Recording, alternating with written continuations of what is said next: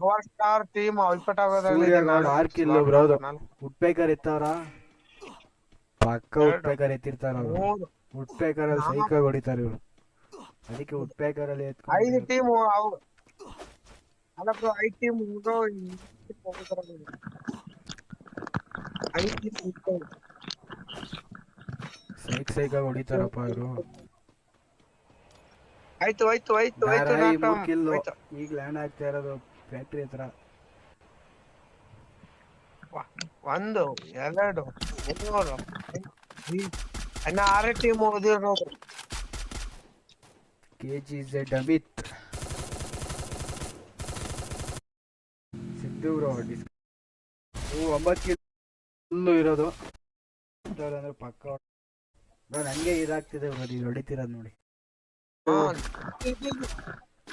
Bro ಸೂರ್ಯ god ಇದ್ರು 10 kill ಇವರು slot number 3.